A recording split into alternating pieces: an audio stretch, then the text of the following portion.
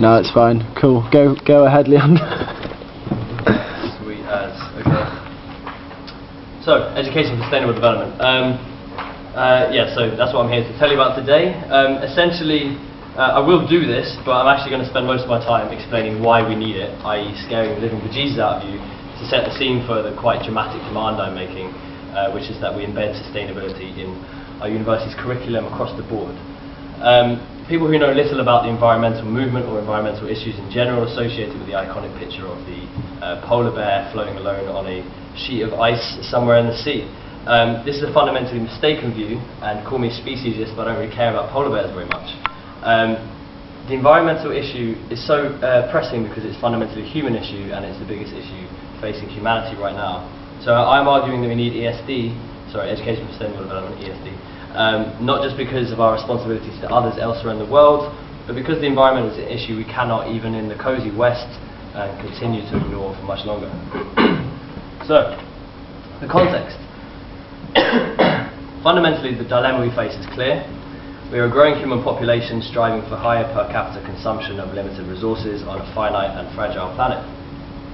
I'm not going to give much time to climate change today, because I'm sure you will know quite a lot about climate change. It's the centre of environmental discourse.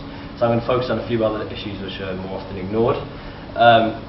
And I'm not going to tell you anything original. It's all redacted material I'm telling you today, but I'm just meaning to bring some issues to light which, as I said, are overlooked.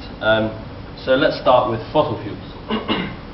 The fossil fuel revolution is fundamentally what led to the massive and unprecedented levels of economic growth the world has seen over the past 2 centuries. Sure, it was also driven by the division of labour, by trade, technological innovations, and other things like that. But most important was access to cheap fossil fuels. If it weren't for these fuels, we would still be living largely in agrarian existence, similar to how we were, at the beginning of the 19th century. This is because of how fundamental energy is to everything we do. Without energy, we would have no growth. In fact, without energy, we would have nothing, really. So throughout human history, we've gotten our energy indirectly from the sunlight. Sunlight nourished our plants, which fed us and our animals. We exerted energy into our environment by converting sunlight into muscle power, which we used for productive labour. All of this changed with the fossil fuel revolution. Fossil fuels represented reserves of millions of years of chemically stored sunlight. They were also easy to transport and extract. They were ideal for growth because they were extremely concentrated, controllable, and a cheap source of energy, something which would, incomparable to anything we'd ever experienced before. Do you know 1 gallon of petrol? It contains 1 gallon of petrol contains the equivalent in energy terms of 6 to 8 weeks of hard human labour. So, we can buy 1 gallon of petrol for, I don't drive. Does anyone drive? How much is a gallon of petrol? Like £6, maybe? £6. So for £6 you can buy 6 to 8 weeks of hard human labour. So basically fossil fuels have given us massive economic benefits. They've allowed us to mechanise just about everything we can over the past 200 years, and it's allowed manufacturing large assembly lines, allowing us to make things at faster rates and in greater quantity than ever before. And it's allowed the creation of huge per capita wealth, and it's also supported a huge exponential growth in human population from 1 billion in 1800 to 7 billion today. So modern industrial technology has certainly accomplished miracles, for sure, but we tend to ignore the fact that it is, for the most part, merely a clever set of means for using a temporary abundance of cheap fossil fuels to speed up and economise things we've already been doing for a very long time. So, oil. Oil is particularly easy to transport as it can be pumped through pipes, and therefore it's the basis for all global transport and trade at the moment. Yet we're approaching peak oil. This does not refer to the total exhaustion of oil, but to the point at which production reaches its maximum before declining again, as this little graph can show you. This has already occurred in a number of countries, and global peak oil, the actual date of global peak oil is disputed, but it either has passed already or is going to pass in the next few years. So as with every sort of extraction, the easiest to access oil was discovered and used first, the lowest hanging fruit, if you will. Now, as supergiant oil fields, which is actually the official term, are depleted, extraction and production of oil is becoming more difficult, expensive and environmentally harmful. We are increasingly reliant on oil from smaller, difficult to find and less accessible fields, such as in the Canadian tar sands or in inhospitable regions like deep underwater or in the Arctic. As a result, the energy returned on energy invested for oil, EROEI, I'm going to say that, sounds a bit like EIEIO, I'm going to say that a few more times this lecture, how much energy you get for how much you put in, is declining drastically. In the US, the ratio was 100 to 1 in 1900, was 30 to 1 in the 1970s, and as of 2005 was 12 to 1. So, coal and gas are equally pivotal contributors to global energy production and are used mainly for making electricity. Again, we're not running out of gas or coal completely, but production costs are rising and supply limits are apparent. Conventional natural gas production is declining in many countries. In North America, new unconventional methods based on hydrofracking, hailed just a few years ago as some sort of like miracle saviour, are actually limited in scope. Extraction costs are massive and the wells have very rapid depletion profiles. As you can see, new discoveries of gas have been declining recently. Equally, coal is problematic. Despite the huge reserves which still do exist, exploding Chinese demand is leading to sharply rising prices for coal globally.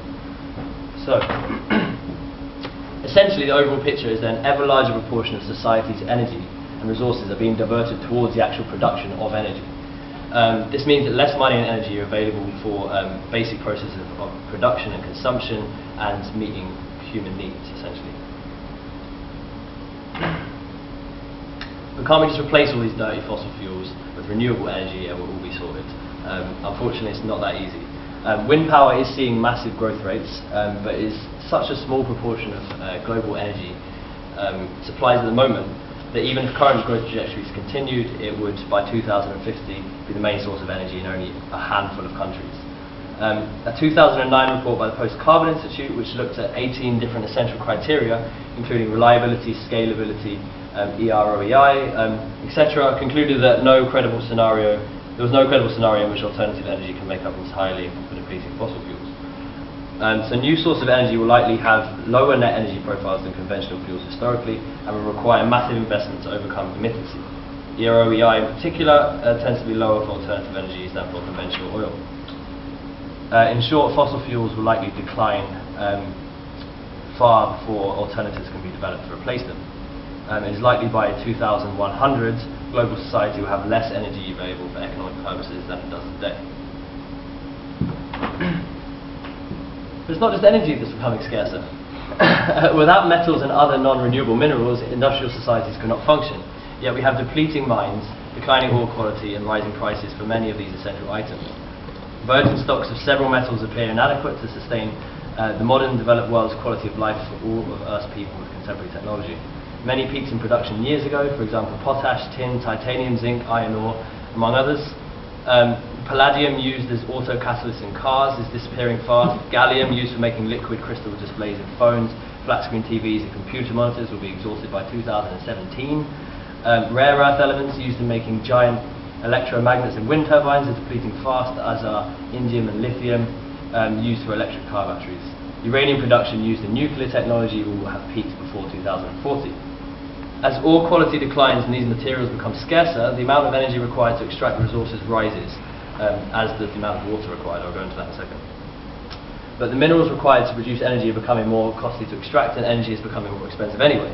So declining access to cheap energy feeds into this material and mineral scarcity, which in turn exacerbates our energy problems in a self-perpetuating cycle. Water. Freshwater supplies around the world have been critically overused and degraded, so that water scarcity will increase dramatically as the century wears on. Rivers and streams are being overdrawn, aquifers are being depleted, both surface water and groundwater are being polluted. And moreover, as sources of flowing surface water, i.e. snowpack and glaciers, are receding as a result of climate change, more water is being pumped from wells, which are being drained at an alarming rate. Worldwide groundwater depletion went from 29.5 cubic miles a year in 1960 to 55 cubic miles in 2000. And a very sombering statistic. According to the UN, by 2025, approximately 1.8 billion people will be living in countries or regions with absolute water scarcity, and 2/3 of the world's population could be under conditions of water stress. Limits to fresh water will restrict economic growth by not only making it harder to meet basic human needs and reducing agricultural output, It will also compromise mining and manufacturing for many industries, which will require water as an input. As water becomes scarce, higher costs and energy use is needed to either transport water further or redesign industrial processes. The desalinization of ocean water is also very energy intensive. If more energy must be used to obtain water, as water becomes scarcer, more water must be used to obtain energy as energy becomes scarcer. For example, heavy oil extraction requires injections of water and steam into the ground to pump oil up essentially. 320 gallons of water are needed to pump every single barrel of oil to the surface. Another example, electricity production requires water usually for cooling plants. Coal and nuclear need substantial amounts of water, even solar needs small amounts of very pure water. So users and uses of water will compete for dwindling supplies. Thus water scarcity tightens all the other constraints we're talking about, i.e. energy, food, things like that. So, food, this is the second last section where I'll scare the shit out of you. Agricultural productivity increased dramatically in the 20th century off the back of cheap fossil fuels. And now increasingly energy scarcity is beginning to contribute towards a reversal of this trend, and we are seeing food shortages. There is a strong historical correlation between food and oil prices, because we use a great deal of oil in food production, from fuel for tractors to transporting inputs to farms, to transporting outputs to consumers, to insecticide and pesticide production, among other things. But more than this, we're going to face problems with food production in the coming years because of the enormous damage we have caused to our environment with our destructive farming practices, not only in terms of anthropogenic freshwater scarcity, but also in terms of soil damage, deforestation, loss of habitat and biodiversity, and fertilizer and pesticide pollution. We've caused massive soil damage through erosion, acidification, salinization, nutrient leakage, and other things due to over-farming and overgrazing. This means a net loss of global soil. This is the effect, in extreme cases, of turning once fertile land into deserts. This is called desertification, and was the fate of the Middle East, formerly known as the Fertile Crescent and the cradle of civilization, which today, describing its arid landscape in such a way, would be a cruel joke. The 500% increase in worldwide fertilizer used between 1960 and 2000 has led to an explosion of dead zones in seas and oceans, upsetting processes of nutrient cycling. Phosphorus is one of the three major ingredients required for plant growth. Phosphorus can be recycled, but much of it is wasted, as human and animal waste is not returned to the soil, but is flushed down waterways and deposited in riverbeds. World peak phosphorus has already happened. There are three main solutions to the problem of peak phosphate: composting of human waste, including urine diversion, more efficient application of fertilizer, and farming in such a way as to make existing soil phosphorus more accessible to plants. High prices of phosphate are a threat to global food security. Loads of finite phosphate is mined each year, and without phosphate fertilization, wheat yields could halve in coming decades. Phosphate is essential and non-substitutable. Fish. We're running out of fish. Due to overfishing, we actually fish more than we eat globally, caused by modern trawling and dynamite fishing techniques, as well as misplaced subsidies and a lack of international fishing agreements. We could potentially, well, in fact, we will be at current rates out of all edible fish by 2046 from the sea. That is, all wild fish stocks in the sea will be run out by 2046. The effects of this will be catastrophic, considering that 2 billion people rely on the seas for protein. 29% of species have already collapsed as of 2003, and many types of fish have great difficulty recovering even if overfishing stops. So thus the further expansion of food supply we're seeing is problematic. World per capita grain production has already peaked back in 1984. There is an almost inevitable food crisis approaching in the next 3 decades. Demand is outstripping supply. We are seeing growing human population, falling freshwater supplies, rise of biofuels, industrialization and expanding market for energy-intensive meat. We're seeing energy shortages, dwindling wild fisheries and climate change.